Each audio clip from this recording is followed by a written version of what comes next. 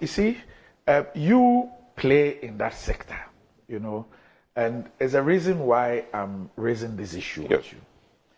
If you look at the numbers, is that not a place where every government should prioritize in the first 100 days? Yep. If you look at all sectors of our economy, all sectors, if you look at the hemorrhaging in that part, if you look at the debt in that part, and it's like, it is not unexpected. As we see today, you can even calculate and tell us that for all the power that will be produced in November, this will not be able to be accounted for. We will lose this at the minimum. Not so. Yes. So if a government is running an economy, and like you said, because it is 100% owned by government, government will always be called upon to come and make for the shortfall. Now, if we look at what we did with the banking sector,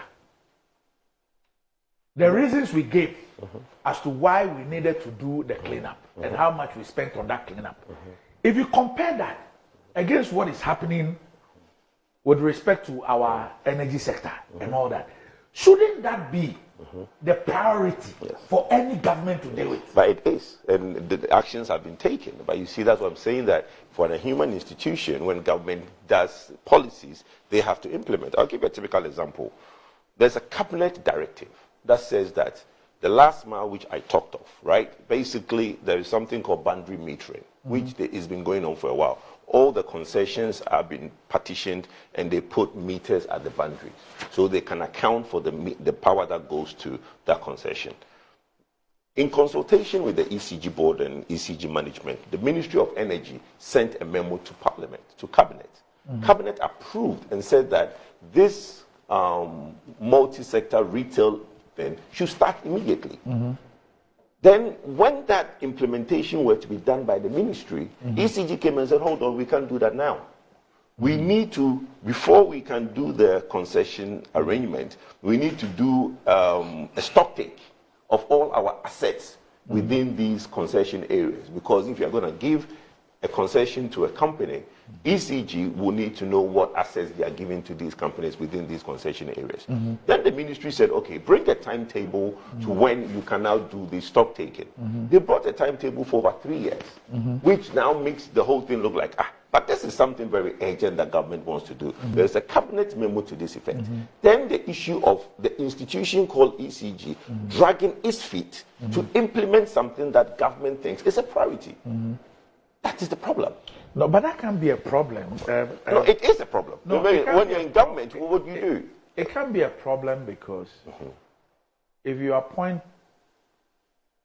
a board of directors, right, and they appoint a management team, right, and you have a policy decision that you believe is the way out, they can't be. There can be resistance. I'm saying that you cannot say that you are helpless. No, there's resistance. So that's what the problem is. You cannot say you are helpless to that resistance. No, you can't, because, okay, let me give an example. VRA. You've recently had agitation by VRA unions. Yes. When government came out with a policy that we are going to merge VRA and BPA, Power Authority. Yes. You've had agitation. Yes. Is that warranted? I had them make the case of a lack of consultation. Well, that's fine. But the point is that there has been consultation. No, I heard them say that. I have not heard government debunk that. No, there has been. No, you don't get what I mean. I agree. I've not heard government debunk that. What I have seen is government rather write to Parliament to say, hold on. Okay. So the point I'm making is that when you have a limited liability company or a corporation, and it has various level of management and unions and all that, and I have always said numerous times that unions today overstretch, right? Unions get into conversations that unions don't have to get into.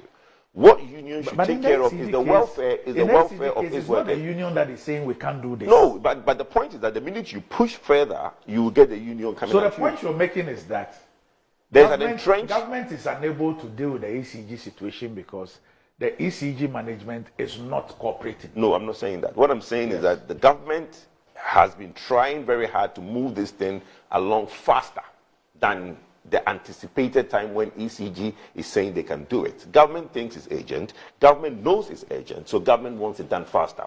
But the institution called ECG needs to move faster and be in line with what government wants. But that's not the case. So in 6 years, we've been unable. No, it hasn't been 6 years. You could bear in mind PDS lingered for a bit. So after PDS, we've now had PDS ended in 2018. Yes, so that's why I say 6 years. Yes, okay, fine. Yes. 6 years. 6 years of whatever happened. Yes, we've been unable. That's the fact. But the point is that I just want to correct the fact that it's not a matter of government has not had agency. Government had agency. Government has tried to put measures in place. There's a cabinet decision to make it happen. But unfortunately, it hasn't happened. That is why for us, in stock taking, in admitting, we're saying that, look, let's have bold solutions going forward. And within the next 2 months, there isn't much that anybody can do. We need to basically wait for the December election, come in, looking at the stock of what has happened, take a different approach to solve this problem. Okay, so let's get to the present issues. Which is the challenges? Yes. The debt. I think the debt, the current, you see, it's not really a debt that's causing the current issue. E&I, I think Ghana Gas is giving us enough gas. Gas is doing very well, giving us even way more than what the contractual is. But E&I did maintenance. And after their maintenance, we realized that instead of 245 scarf, they were down to about between 170 and 190 in most parts. So I think sometime last week, it came to the attention of government that after the E&I maintenance, they've not come up to the full whack. And when government engaged them, the issue of some technical issue and some payment that they needed to resolve some things internally came up. Government has engaged them. As we speak now, they have come up to 210 scarf, promising to go up to 245 scarf. But you know, when the technicality of this whole thing, when the gas is down, you need to basically go through a lot of technical issues to bring it up to where it should be. So that has been resolved, and I think in the coming days we should see the end to the pocket of outages that we've had in the country. What about the Asogli situation? Asogli has shut down since 3rd or 6th October. Yes, 3 weeks now. Yes, and the light is on. Look, we have about over 5,000 megawatts of installed capacity. So if you are Asogli, and you have 560 megawatts, right, out of the 5,200, and you are negotiating with government on your payment, and government is saying that, look, I'll pay you. And your solution to that negotiation of I'll pay you is to shut down your plant. But is this not unfair to Asogli? It's unfair. I agree. Yeah, but it's also unfair to government. No, just hold on. When you know that there's election coming up and you go and turn off to 560 megawatts. Facts. If you were managing Asogli, yes, and in the last how many years? I agree. You have your overheads. I agree. You probably are taking loans. Yes. To be running this business. Yes. I mean, but as a businessman, I understand that more than anybody else. But as a politician, I also see it as bad faith when I have 2 months to election and you shut down 560 megawatts on me. That's why the minister said it's bad faith. Are you not thinking about are you not thinking about other IPPs? No, we are, but that's perhaps why other IPPs, yes, but other IPPs have not followed suit and they basically kept faith with government. Because look, you have a power purchase agreement, which gives you certain comforts. Okay, this debt is not a today debt. It's been there, like you said. Is certain comforts like what?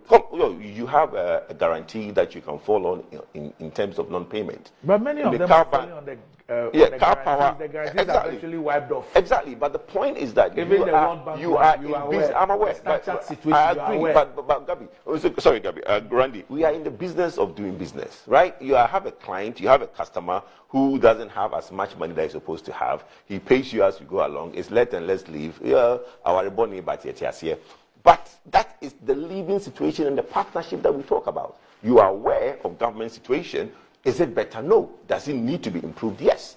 But when we have a situation ahead and government, okay, who is running to retain power, needs your cooperation in this situation. But if your solution, no, Randy, what I'm saying is that, look, Asogli shut down on their own will. That they're saying that, look, you owe me if you don't pay, I'm shutting down. They've given us the fact that if from January to September, yes, all the invoices I have presented to you, yes, you have paid about 26%. You are a businessman. Randy, I'm not saying 26%. Randy, if that you've stayed with us since January till now, there's 2 months to an election. You think it's fair for you to shut that 560 megawatts on me? It's not. And I have told them. I personally have told the chamber that, look, they should talk to their member. That it's unfair. That's what the minister said, it's bad faith. Why are you not rather speaking with government to No, I have spoken. No, they are trying to. But the point is that this is the country where 1 + 1 is not equals to 2. right? The local BBO doesn't come all the time. You know that we all know what it is. We are not a country that boasts of being the wealthiest country. We know what it is. Everybody, look, we've been around 223 constituencies to sell the good message you're talking about me. Everywhere you go, everybody wants roads. Everywhere you go, everybody wants something. So it's a big country where citizens rightfully demand their fair share of development. So you need to spread it thin. But if you are a customer and you have a client who is facing this challenge, because in the same time they are asking for 60 million, E&I was also asking for money. Everybody is asking for money. Imagine everybody decides that, look, government, we are shutting down. What will happen to the country? Is that not the reason why government should have sorted out the ECG situation much earlier? I agree. So we don't get to where we are. We all agree on that. Yes. That is why we need a bold solution going forward. But the point I'm saying now is that Asogli has been shut. So when people say that the lights are going off because of Asogli, I say no, it's not true. Asogli has been out for 3 weeks and the lights are on. The last week Thursday situation coming now, where the lights we visibly see outages. It's not Asogli situation. So our capacity is coming handy. Their capacity? I'm saying our capacity. Ghana's the total capacity of 5 coming handy. Has come in, of course, it's coming handy. Okay, let me bring I like the way you put that in. Hey, Randy. Let me bring it there.